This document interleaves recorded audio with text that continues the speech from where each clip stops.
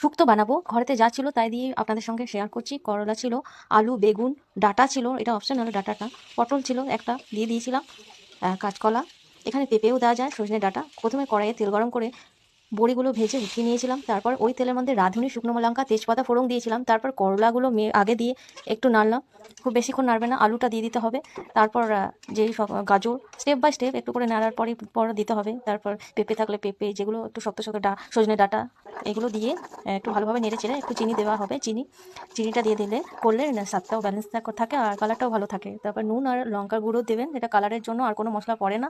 এখানে আমি পোস্ত 1 চামচ আর সর্ষে 2 চামচ মতো আন্দাজ মতো ভিজিয়ে তারপর বেটেছি, একটু বাদাম দিয়ে মিক্সারে পেস্ট করলে বাদাম দিয়েই বাটবেন, তাহলে ভালো পেস্ট হয়। আর আমি শিলনোড়ায় পেস্ট করেছি, দিয়ে তারপর দুধ দিয়ে ভালো করে ফুটিয়ে নিয়েছিলাম, নামানোর আগে বড়ি দিয়ে আর একটু ফুটিয়ে নামিয়ে নিয়েছিলাম।